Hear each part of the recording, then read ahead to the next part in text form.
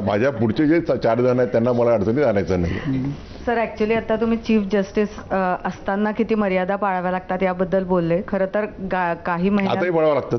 हो, आताही पाळाव्या लागतात. नाही, पण 2 विषय खूप गाजले होते. एक तर आजच गाजतोय मुंबईमध्ये, ते म्हणजे चीफ जस्टिस मुंबईत आलेले असताना जे केसमध्ये आहेत असे महाराष्ट्राचे 2 उपमुख्यमंत्री त्यांच्याबरोबर स्टेज शेअर करतात आहेत, तो मुद्दा. आणि तुम्ही चीफ जस्टिस व्हायच्या आधीचा जो मुद्दा होता की एका सरन्यायाधीशांकडे स्वतः पंतप्रधान गेले होते गणेशोत्सवाला, तर ह्याच्यावरून खूप कॉन्ट्रोवर्सी, म्हणजे जे आत्ता घडतंय मुंबईत त्याच्यावरूनही आणि जे दिल्लीत घडलं होतं त्याच्यावरूनही. तर हे सगळं म्हणजे किती गोष्टी पाळायच्या, याच्याबद्दल तुमचं काय मत आहे? आणि या कॉन्ट्रोवर्सीज बद्दल तुम्हाला काय वाटतं? या कॉन्ट्रोवर्सीबद्दल तर मी काही बोलू शकणार नाही, पण मर्यादा पाळाव्याच लागतात. पण सर, आणि कोणाच्या, it's all question of your on perception, your on conviction. कुठल्या मर्यादा कोणी किती प्रमाणात पाळायच्या हा प्रत्येकाचा प्रश्न असतो. आणि प्रत्येकाच्या हाताचे 5 बोटं सारखे नसतात.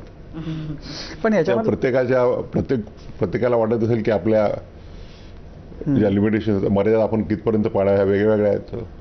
नाही, पण याच्यामध्ये एक मुद्दा जो आहे प्रोटोकॉलचा, तर हा प्रोटोकॉल आहे का की जर सरन्यायाधीश तुमच्या शहरामध्ये येत असतील तर तिथल्या मुख्यमंत्र्यांनी, उपमुख्यमंत्र्यांनी त्यांच्या स्वागताला विमानतळावर जाणं? आता मी चीफ जस्टिस ऑफ इंडिया असताना बऱ्याचशा स्टेटमध्ये गेलो. माझ्यामध्ये प्रोटोकॉलनुसार त्या राज्याचा चीफ जस्टिस, त्या राज्याचा चीफ जस्टिस, त्या स्टेटचा चीफ सेक्रेटरी, त्या स्टेटचा डायरेक्टर जनरल ऑफ पोलीस, हे नॉर्मली प्रोटोकॉलमध्ये रिसिव्ह करायला असतात.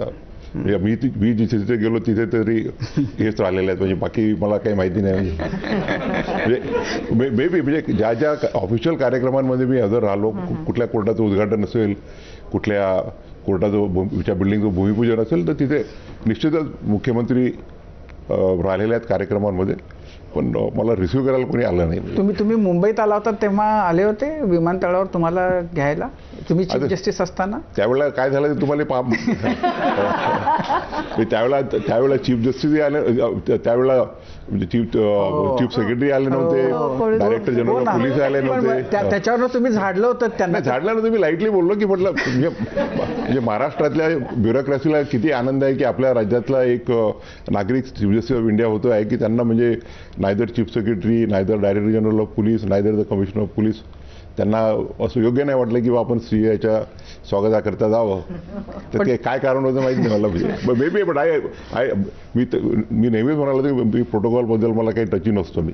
पण ते असं आहे की तुम्ही ते जरी कॅज्युअली म्हटलं असतं तरी बहुधा त्यांनी इतकं गांभीर्याने घेतलंय की आता सगळेजण तिथं चीफ जस्टिस